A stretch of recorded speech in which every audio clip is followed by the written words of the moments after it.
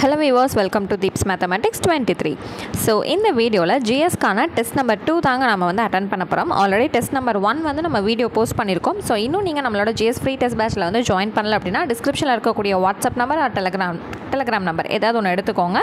So அதுக்கு text பண்ணி நான் GS ஃப்ரீ பேட்சில் வந்து ஜாயின் பண்ணணும்னு கேட்டு அவங்க கேட்கக்கூடிய டீட்டெயில்ஸை மட்டும் கொடுத்துட்டு நீங்கள் லிங்க் வாங்கி நீங்கள் ஜாயின் பண்ணிக்கலாம். ஸோ முற்றிலுமே இலவசமான பேட்ச் தான் இது, ஓகேங்களா?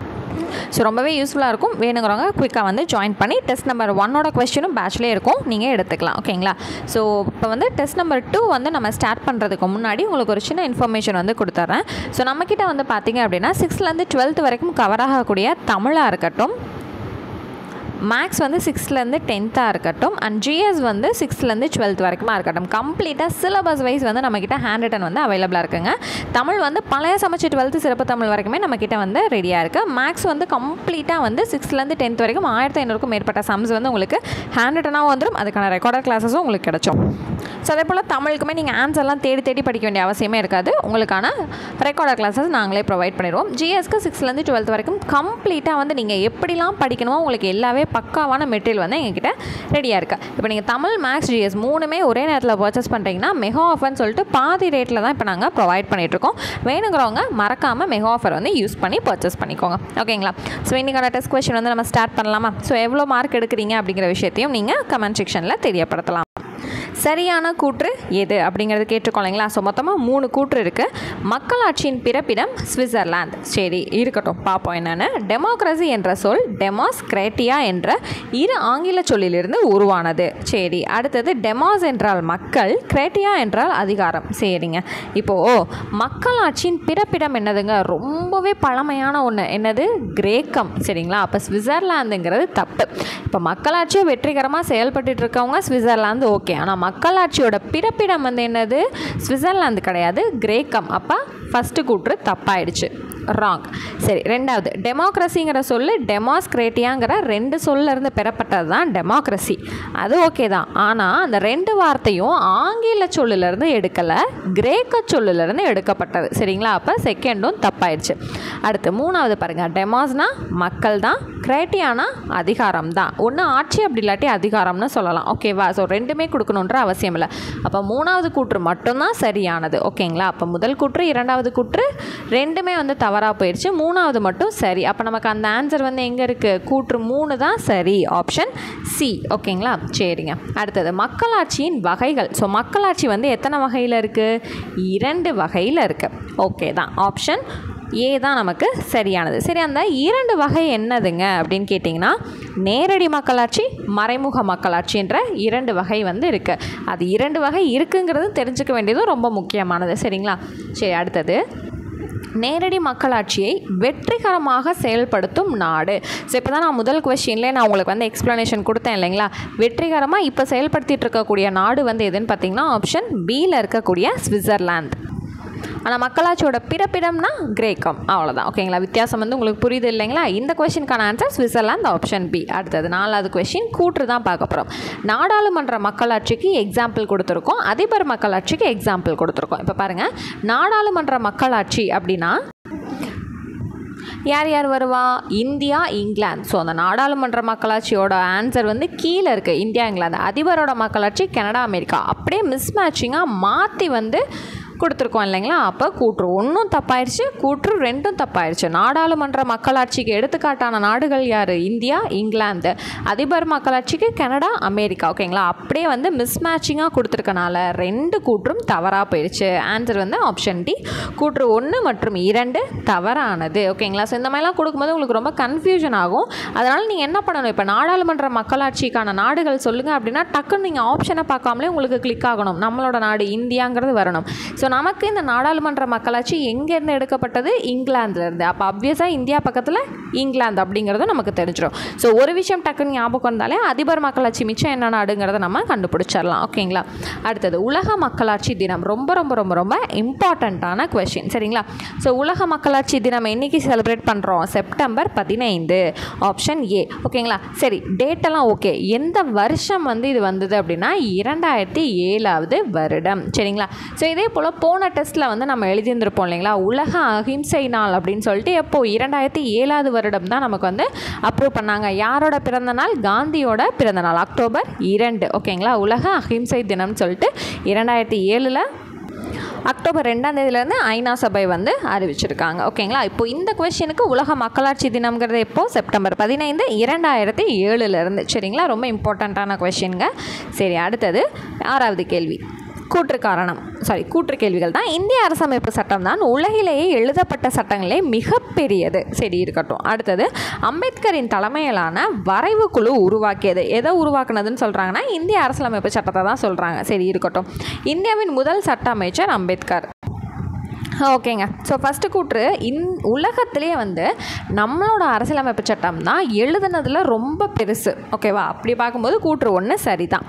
சரி, இப்போது இந்த அரசமைப்பு சட்டத்தை உருவாக்குறதுக்கு ஒரு குழுவை வந்து ஒரு டீமை வந்து நமக்கு வந்து நிர்ணயிக்கிறாங்க இல்லைங்களா. யார் வந்து நீங்கள் தாங்க இந்த டீம் அப்படின்னு சொன்னது யார்? இந்திய அரசியல் நிர்ணய சபை. ஒரு 389 உறுப்பினர்கள் இருந்தாங்க இல்லைங்களா. அவங்க எந்த டீமை வந்து சொன்னாங்க? வரைவு குழு அப்படிங்கிற ஒரு டீமை அனுப்பிச்சு தான் என்ன பண்ணுறாங்க, நமக்கான சட்டங்களை வந்து தேடி பிடிச்சி எழுதிட்டு வாங்க அப்படின்னு சொல்லி அனுப்புகிறாங்க. ஓகேங்களா, அப்போ வரைவு குழுங்கிறது இங்கே சரியானது தான். அந்த வரைவு குழுவோட தலைவர் யார்? அம்பேத்கர் தான். அப்போ அம்பேத்கரின் தலைமையிலான வரைவு குழு தான் என்ன பண்ணியிருக்காங்க, நமக்கான சட்டங்களை பல நாடுகள் 64 நாடுகளுக்கு போய் 60 நாடுகளுக்கு போய் 64 லட்சம் செலவு செஞ்சு நமக்கான சட்டங்களை வந்து உருவாக்கிட்டு வந்தாங்க இல்லைங்களா. அப்போ கூற்று 2 சரியானது. கூற்று 3 என்னது? அப்போது இதோட தலைமையில் வந்து அம்பேத்கர் இருந்தார். அப்போ அவரோட தலைமையில் தான் எல்லாமே நடந்தனால முதல் சட்ட அமைச்சராகவும் யாராக தான் வராரு? அம்பேத்கர் தான் வந்து வராரு. ஸோ அதுக்காக மட்டும் இல்லை, நம்மளோட சட்டத்தை உருவாக்குனதே இவருங்கிறனால அரசமைப்பு சட்டத்தின் தந்தைன்னு நம்ம யாரை தான் சொல்கிறோம்? அம்பேத்கர் தான் சொல்கிறோம். அப்போ 3 கூற்றுமே நமக்கு சரியாக தான் வந்திருக்கு. அப்போ ஒரு கொஷின்லேயே நம்ம எவ்வளோ பாயிண்ட்டை ரீகால் பண்ணுறோம் பார்த்தீங்களா. ப்ரீவியஸ் டெஸ்ட்டில் நம்ம படித்ததெல்லாம் இந்த ஒரே கொஷினில் இந்திய அரசமைப்புங்கிற அந்த லெசன் இருக்குது இல்லைங்களா, அது அப்படியே நம்ம என்ன பண்ணிட்டோம், இந்த இடத்துல ரீகால் பண்ணிட்டோம். சரிங்க, 3 கூற்றுமே நமக்கு சரியாக அமைந்திருக்கனால ஆப்ஷன் டியில் இருக்கக்கூடிய கூற்று 1, 2, 3 தான் சரியானது. இந்த டெஸ்ட் கொஷினை மட்டும் நம்ம பேசலாமே மேம் அப்படின்னா அப்படி இருக்கக்கூடாது. கம்பல்சரி ப்ரீவியஸாக என்ன படித்தோங்கிறதையுமே நம்ம ரெகுலராக ரிவிஷன் பண்ணிகிட்டே இருக்கணும். ஓகேங்களா.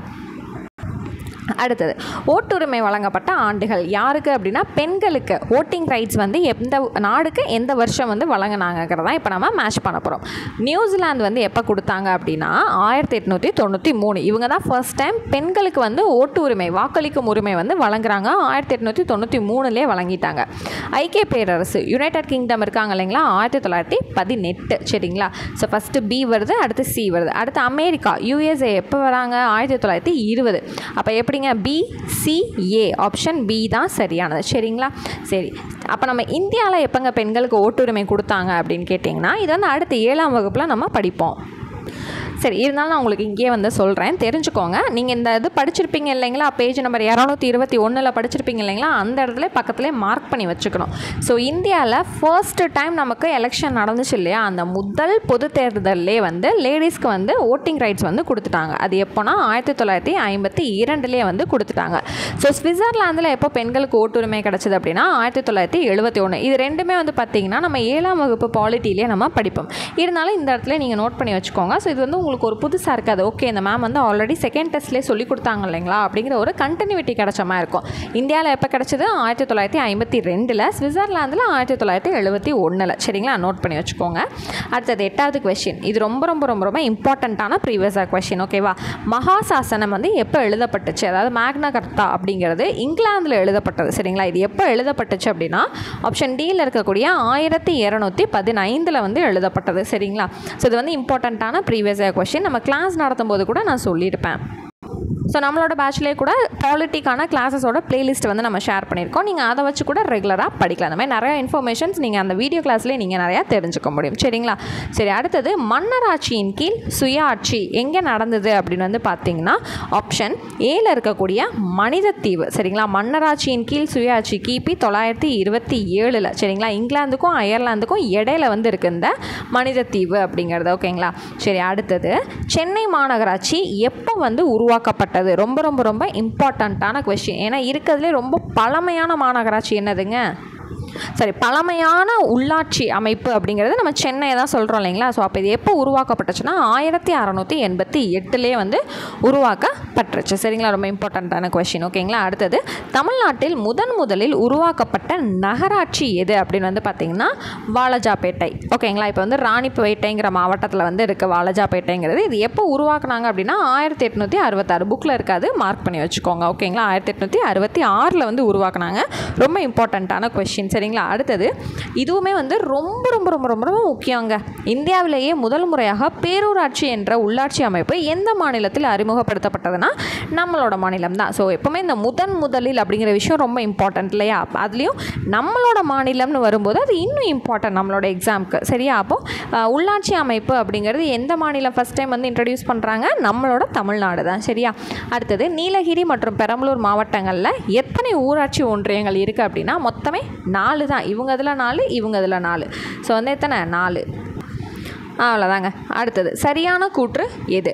கிராம சபை என்பது தற்காலிக அமைப்பு ஆகும். அடுத்தது பாருங்கள், கிராம சபை கூட்டம் சிறிய கிராமங்களிலும் நடைபெறும். ஓகே, அடுத்து பார்ப்போம். கிராம சபையை மக்களாட்சியின் ஆணிவேராகும். சரி, ஓகே. இப்போ ஃபஸ்ட்டு கூற்று பார்ப்போம். இப்போ மக்களாட்சியோட ஆணிவேருங்கிறதுனா அது தற்காலிக அமைப்பாக இருக்கும்? கண்டிப்பாக கிடையாது. கிராம சபை அப்படிங்கிறது வந்து பார்த்திங்கன்னா ஒரு நிரந்தர அமைப்பு. சரிங்களா. நம்மளோட நாட்டுக்கே ரொம்ப ஒரு முக்கியம். இப்போ விவசாய முதுகெலும்புன்னு எப்படி சொல்கிறோமோ அதே போல் நம்ம மக்களாட்சியோட ஆணிவேரே என்னது தான்? அந்த கிராம சபை தான். அப்போ இது வந்து நிரந்தர அமைப்பு. அப்போ ஃபஸ்ட்டு கூற்று தப்பு. ஓகேங்களா. ஏன்னா தற்காலிகம் நீங்கள் கொடுத்துருக்கு. அடுத்தது கிராம சபை கூட்டம் வந்து ரொம்ப சின்ன கிராமத்தில் கூட நடைபெறும். அதனால தான் இது வந்து மக்களாட்சியோட ஆணிவேரு நம்ம சொல்கிறோம். சரியா. சரி, இது ஆணிவேரு நான் அழுத்தி சொல்லிட்டேன். அப்போ 3வது கூற்று அப்வியஸாக கரெக்டுங்கிறது உங்களுக்கே தெரிஞ்சிருக்கும். இப்போ ஃபஸ்ட்டு 1 மட்டும்தான் தப்பு, 2வது 3வதும் சரி அப்படிங்கிறது நமக்கு தெரிஞ்சு போச்சு. அப்போ ஆப்ஷன் டியில் இருக்கக்கூடிய கூற்று 2, 3 சரியானது. சரிங்களா. இது நிரந்தர அமைப்புங்கிறது ரொம்ப இம்பார்ட்டண்ட்டான பாயிண்ட்டுங்க. சின்ன கிராமத்துலேயும் நடக்குங்கிறது ரொம்ப இம்பார்ட்டண்ட்டான பாயிண்ட்டு. மக்களாட்சியோட ஆணிவேர், இந்த 3 பாயிண்ட்டுமே ரொம்ப ரொம்ப ரொம்ப ரொம்ப இம்பார்ட்டண்ட்டான பாயிண்ட்டு. சரிங்களா. ஸோ அடுத்தது தேசிய ஊராட்சி தினம். இதுவுமே ரொம்ப ரொம்ப ரொம்ப முக்கியம். என்ன மேம் எல்லாத்தையுமே இம்பார்ட்டன்ட்றீங்கன்னா எல்லாமே இம்பார்ட்டன்ட் தான். சரிங்களா. போன டெஸ்ட்டில் இந்த மாதிரி வந்து எல்லாத்தையுமே இம்பார்ட்டன்ட்லாம் சொல்லதில்லை. நீங்கள் வந்து புரிஞ்சுக்கணுங்கிற மாதிரி தான் நான் வந்து சொல்லியிருந்தேன். பட் இது எல்லாமே என்னது எடுத்துருக்கக்கூடிய அத்தனை பாயிண்ட்டுமே ரொம்ப இம்பார்ட்டண்ட்டான பாயிண்ட்ஸ். தேசிய ஊராட்சி தினம் அப்படிங்கிறது என்னைக்கு? ஏப்ரல் 24. ஓகேவா. இது என்றைக்குமே மறக்கவே கூடாது. ஓகேவா. அடுத்தது 3 கூற்று இருக்கா? சரி, என்னென்னு பார்ப்போம். பஞ்சாயத்து ராஜ் சட்டம் 1992ஆம் ஆண்டு ஏப்ரல் 24 கொண்டு வரப்பட்டது. அந்த ஏப்ரல் 24 தான் நம்ம என்னன்னு சொல்கிறோம்? தேசிய ஊராட்சி தினம்ன்றது இப்போ நம்ம பார்த்தோம். ஓகே, கூற்று 1 சரிதான். இதுக்கு இந்த பஞ்சாயத்து ராஜ் அப்படிங்கிற பேர் தான் வைக்கணும் அப்படின்னு சொல்லிட்டு வச்சவர் யாருன்னா இங்கே நேருன்னு கொடுத்துருக்கு. ஆனால் தவறு. யார்? மகாத்மா காந்தி. சரிங்களா. அப்போ 2வது கூற்று தவறானது. 3வது கூற்று தேசிய ஊராட்சி தினம் இப்போ கூட நான் எக்ஸ்பிளைன் பண்ணேன் ஏப்ரல் 24. ஆனால் உங்களை கன்ஃபியூஸ் பண்ணுறதுக்காக என்ன பண்ணியிருக்கோம்? ஏப்ரல் 1 நீங்கள் கொடுத்துருக்கோம். அப்போ நீங்கள் இந்த 15வது கேள்விலையும் கன்ஃபியூஸ் ஆவீங்க, 16வது கேள்விலையும் கன்ஃபியூஸ் ஆவீங்க. என்னடா இங்கே ஏப்ரல் 1 இருக்கு, அப்போ 1-24 தெரியலையே அப்படின்ற ஒரு கன்ஃபியூஸ் வரும் இல்லைங்களா. ஸோ அதுக்காக தான். அப்போ கூற்று 3 தப்பு. அப்வியஸாக இங்கே என்ன தான்? ஏப்ரல் 24. அப்போ கூற்று 1 சரி, 2, 3 தவறானது. ஆப்ஷன் டி தான் நமக்கு சரியானது. ஓகேங்களா. சரி, அடுத்தது பாருங்கள். தமிழக அரசு பெண்களுக்கு உள்ளாட்சியில் 50% இடஒதுக்கீடு வழங்கிய ஆண்டு.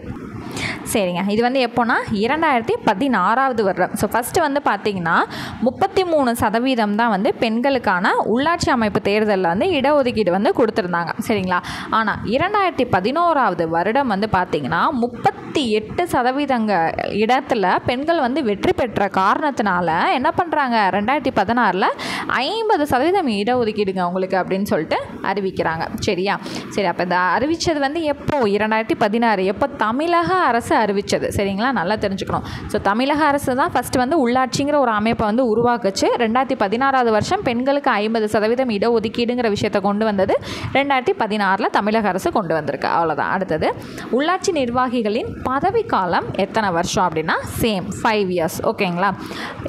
ஆப்ஷன் ஏல இருக்கக்கூடிய 5 years. ஓகே. அடுத்தது தமிழ்நாடு மாநில தேர்தல் ஆணையம் இருக்கக்கூடிய இடம் என்ன? சென்னையில் கோயம்பேடில் இருக்குது. சரிங்களா. நம்மளோட உள்ளாட்சி அமைப்போட தேர்தலை நடத்தக்கூடிய ஆணையம் யார்? மாநில தேர்தல் ஆணையம் தான். சரிங்களா. ஸோ நமக்கு வந்து பெரிய கட்சி, அதாவது இந்திய தேர்தல் ஆணையம் வந்து இதை நடத்த மாட்டாங்க. இது அந்தந்த மாநிலத்துக்கு தேவையான உள்ளாட்சி அமைப்பு தேர்தலுங்கிறனால அந்தந்த ஸ்டேட்டில் இருக்கக்கூடிய தேர்தல் ஆணையம் தான் உள்ளாட்சி தேர்தலை நடத்தி தருவாங்க. ஓகேங்களா? அந்த மாதிரி நம்மளோட தமிழ்நாடு மாநில தேர்தல் ஆணையம் எங்கே இருக்குது? சென்னை கோயம்பேடில் வந்து இருக்குது. ஓகேவா? அவ்வளோதான் இன்றைக்கான லாஸ்ட் கொஸ்டின். மாநகராட்சியின் தலைவர் யார் அப்படின்னா மேயர். ஓகேங்களா? எல்லாத்துக்குமான ஹெட்டு வந்து யார் இங்கே உள்ளாட்சியில்? மேயர். அவ்வளோதாங்க. ஸோ 6th தேர்ட் டேர்மில் இருந்த 2 லெசனுக்கு ரொம்ப இம்பார்ட்டண்ட்டான அனைத்து பாயிண்ட்ஸுமே நம்ம டெஸ்ட்டில் வந்து நம்ம போட்டு பார்த்தாச்சு. ஓகேங்களா? ஸோ 20 கொஸ்டினுக்கு நீங்கள் தவறுகளே இல்லாமல் பண்ணிங்கன்னா ரொம்ப சந்தோஷம் தான். தவறு ஆயிடுச்சு அப்படின்னா கம்ப்ளீட்டாக ஃபுல் ரிவிஷன் விட்டதுக்கப்புறம் தான் அடுத்த நாளுக்கான டெஸ்ட் போர்ஷனை நீங்கள் படிக்கவே ஆரம்பிக்கணும். ஸோ டெஸ்ட் 1லையும் டெஸ்ட் 2லையும் என்னென்ன லெசன்ஸ் படிச்சிங்களோ இப்போ 6th ஃபுல்லாக நம்ம கம்ப்ளீட் பண்ணிட்டோம். ஓகேங்களா? அடுத்து 7th தான் நம்ம ஸ்டார்ட் பண்ண போகிறோம். ஸோ இந்த 6 பாடங்கள் டெஸ்ட் 1ல் 4 பாடம் படிச்சிங்க, டெஸ்ட் 2ல் 2 பாடம் படிச்சிங்க. மொத்தமாக எத்தனை? 6 பாடத்தையும் கம்ப்ளீட்டாக ரிவிஷன் பண்ணிட்டு தான் அடுத்த டெஸ்ட் கொஸ்டின் வந்து நீங்கள் படிக்கவே ஆரம்பிக்கணும். ஓகேங்களா? ஸோ இன்னும் நீங்கள் நம்மளோட பேட்சில் ஜாயின் பண்ணல அப்படின்னா டிஸ்கிரிப்ஷனில் இருக்கக்கூடிய நம்பர் எடுத்துக்கோங்க, லிங்க் வாங்கி நீங்களும் ஜாயின் பண்ணி டெஸ்ட் வந்து அட்டன் பண்ண ஆரம்பிக்கலாம். ஓகேங்களா? ஸோ தமிழ், மேக்ஸ், ஜிஎஸ் கம்ப்ளீட்டாக ஹேண்ட் ரிட்டன் மெட்டீரியல்ஸ் எங்ககிட்ட அவைலபிளாக இருக்குது. வேணுங்கிறவங்க டெக்ஸ்ட் பண்ணி பேமெண்ட் என்னென்னு கேட்டுட்டு நீங்கள் பேமெண்ட் பண்ணிட்டு வாங்கி வச்சு படிக்க ஆரம்பிச்சிடலாம். ஓகேங்களா? ஸோ நெக்ஸ்ட் கிளாஸில் மீட் பண்ணுறேன். தேங்க்யூ.